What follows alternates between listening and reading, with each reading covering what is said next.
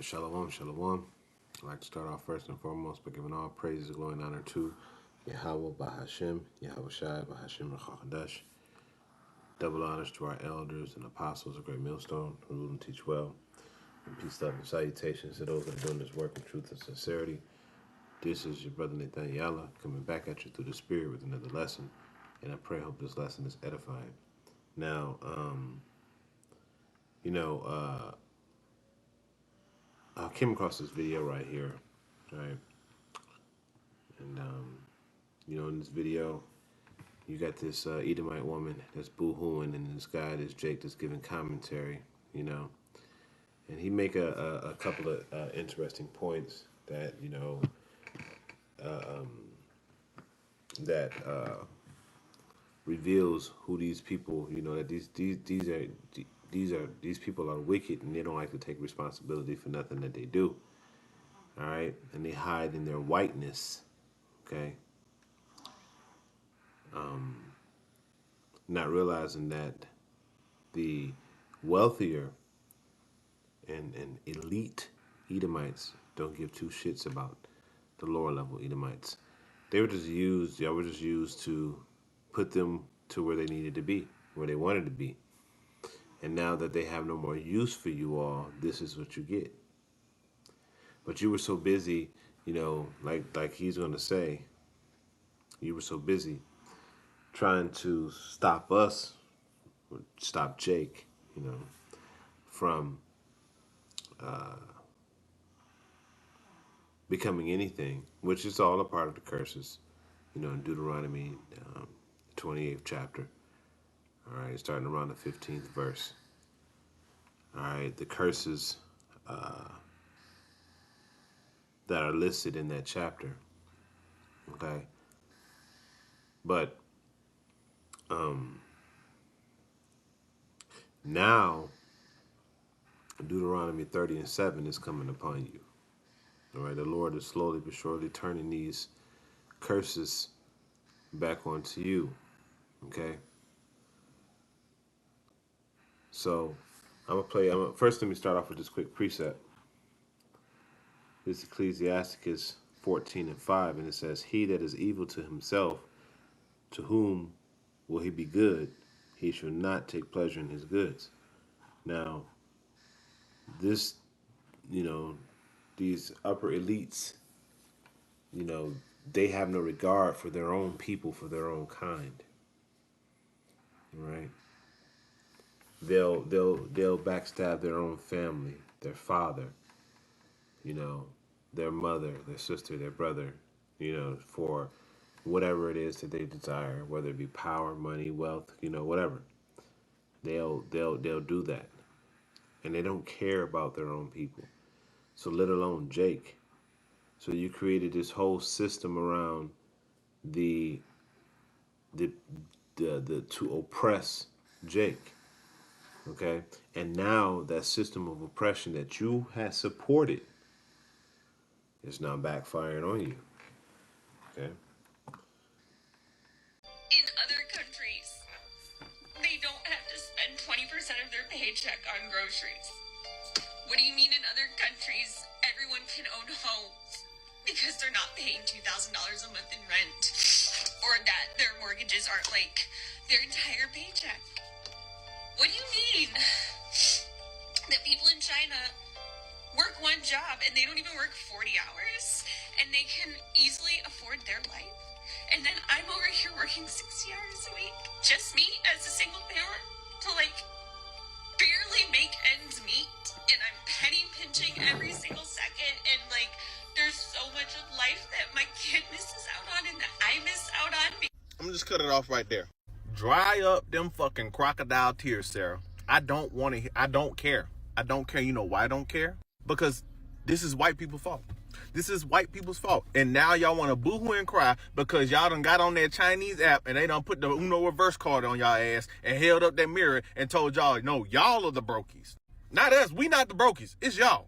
And y'all got to face the cold, hard reality that y'all have made this bed and now y'all gotta sit in it. No, take accountability. Don't sit here and boo-hoo and cry and get on the TikTok and talk in the internet talking about what are we gonna do? What are we gonna do? No, what are y'all gonna do? Because black people have been telling y'all for fucking decades. We have been protesting. We have been doing everything for all these fucking decades. And y'all have sat back and reaped the rewards thinking y'all was a part of the club because y'all was white. Y'all thought this shit was about race. You see? And there it is. You know, that's one point that I wanted to bring out. These lower level Edomites thought that because they were given the niceties that they had at that particular time, the times past, right? That they were a part of the club. But now the new generation of Edomites are realizing that no, y'all not a part of the club. Okay, y'all serfs. Okay, y'all are the peasant class, and they want you to return to the peasant class. All right.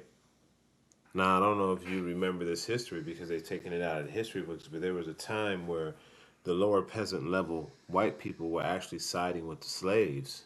But then when the elites started to give those so-called white people privileges, they turned against the slaves. Okay, so you can look that history up because it's pretty interesting. But that just goes to show you that once they were given the ability to be in a position to where they were superior to Jake, they showed their true colors. Okay, so I'm gonna bring out because they're gonna say something else. So I'm gonna bring this out. This is Isaiah.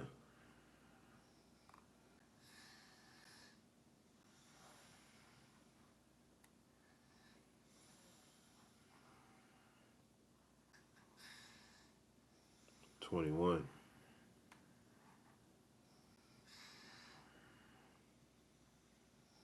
Oh, Slovakia. 14. 21.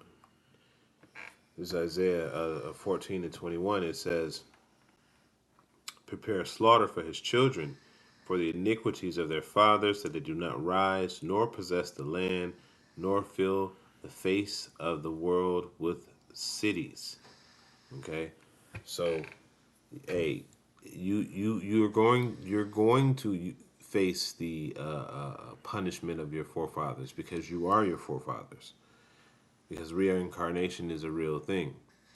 Okay, so you are your forefathers. So you're about to reap the punishment of what you've done before in your past life. This is the result of those things that you all set into motion. Okay? So just keep that in mind that you are your forefathers. All right? So let's just listen to a little bit more. No, it's always been about class. And y'all were never a part of the club. Y'all make up 60% of this country's population. There's no we, it's y'all. Every minority could vote or go against something or go for something that we know is good for the people. And y'all would turn it down because y'all have the overwhelming majority. So it's no we, it's y'all. Fix y'all shit. I know y'all don't like to take accountability for nothing, but now it's time. Y'all over there boohooing crying because y'all seeing the Chinese Walmart and they over there paying $3 for a whole goddamn bag of groceries. Meanwhile, you got to pay $200 and barely fill up your grocery cart. See, all those things you're boohooing and crying about, FDR made that happen. But then it all went away in 1967. Why did I say 1967? What does that correlate to? Oh, the Civil Rights Act was passed. Integration happened. And then white people stripped away or voted against themselves to strip away all public services And that's what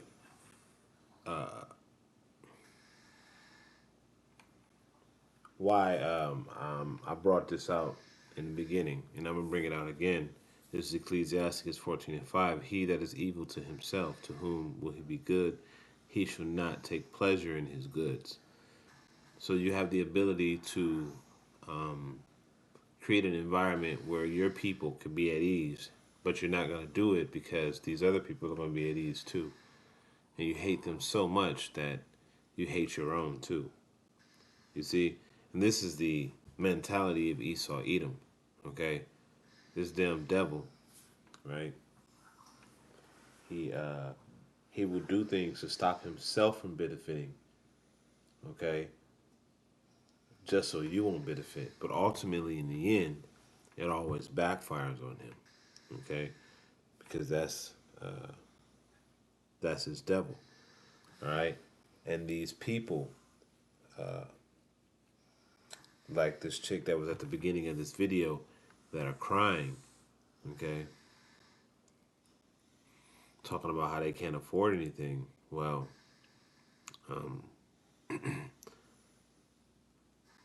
that is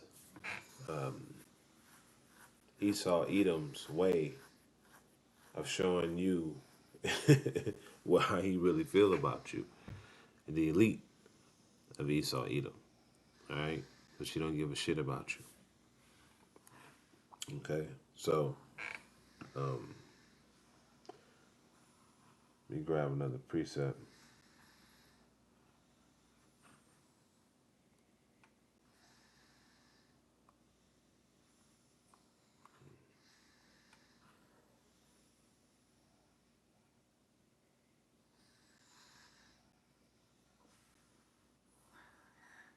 All right, going back to 22, it says, "For I will rise up against them, saith the Lord of hosts, and cut off from Babylon the name and remnant and son and nephew, saith the Lord." So, what you're seeing is the beginning of Babylon being cut off, okay? Because, you know, America, aka Babylon, is being torn apart, okay?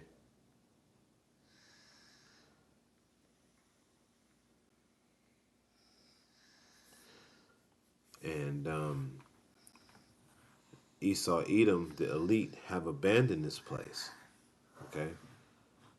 We'll go here to the book of Jeremiah. We're already here. Jeremiah 51 and 7. And it says, I'm going to start at verse 6. It says, "Flee out of the midst of Babylon, and deliver every man his soul, be not cut off in her iniquities. For this is the time of the Lord's vengeance. He will render unto her a recompense." Okay? And this is the recompense for the things that Esau Edom has done. All right? The Lord is preparing a slaughter. Okay? Because the land can only be healed, and we can only get past this is through the shedding of the blood of those who shed blood. Okay? And I'll get that in just a second. It says, verse 7, it says, "Babylon hath been a golden cup in the Lord's hand, that had made all the earth drunken, and the nations have drunken of her wine, therefore the nations are mad." So in addition to you seeing Esau, Edom's people, the lower level Edomites that are now in anguish because those niceties that they once were able to take part in, they no longer are able to do those things anymore. And they're feeling the fact that, $100,000, $150,000 a year is no longer adequate for the lifestyles that they're trying to live. These people are in anguish. Okay, they're used to being able to do the things they want to do and move the way that they want to move. Okay, but Babylon is falling apart. Okay, and then on top of that, the other nations are also could be potentially going to war with America. And see, the Americans don't know anything about this shit. Like, from some of the news articles that I've come across, Canada and Mexico both are could be potentially preparing for war with America. So this fulfills biblical prophecy when the scriptures talk about 200,000 in the book of Revelation. Missiles are going to be fiery darts going to be shot on this place. All right. So you have, which is 200 million missiles. And you got all of these other countries that are surrounding America.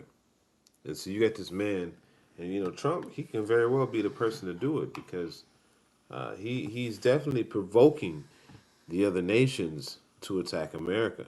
He thinks that America just has this unstoppable might, and none of these other countries could do anything against this place. All right. So verse 7 again, it says, Babylon has been a golden cup in the Lord's hands that made all of the earth drunken, and the nations have drunken of her wine. Therefore the nations are mad. Babylon is suddenly fallen and destroyed. And see, that's exactly what these Edomites are experiencing right now. They're experiencing the destruction of Babylon. Because Babylon's power, one of this, outside of its military, okay, one of Babylon's biggest tools was its financial might. And that financial might was also reflective in the low level Edomites that were able to have such or amass such wealth in their lifetimes. You're able to buy a house and pass that house down, 1, 2 generations, and to start companies and businesses that you and your family can thrive off of. Well, all of those things are being taken away, okay? Because the infrastructure of Babylon is being torn down. Babylon is being torn down from within and from without, all at the same time. All right. So we know that Babylon is already destroyed. What we're watching right now in real time is the effects of the destruction of Babylon, because this place is already gone. All right, it's already gone. I mean, you go into the store and the other day, I go to the grocery store and I buy some heavy cream and 2 cases of water. One pack of that Eternal water and 1 pack of the regular supermarket water is $25. $25 for that. So when you're paying these type of prices at the grocery store, a carton of eggs is costing you anywhere from $6 to $10, depending on what you want. You know, that shows you that the financial might of that nation is weak. It's weakening. This is why things are so expensive, right? Because Babylon has lost its financial might. All right, and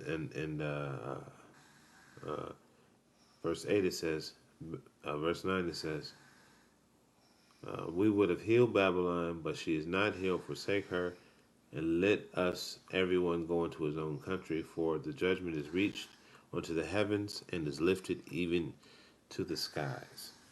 Okay, so this is one of the biggest. This is why you Edomites are suffering. Okay, because it's also judgment. All right, there's also judgment from the Heavenly Father and His Son.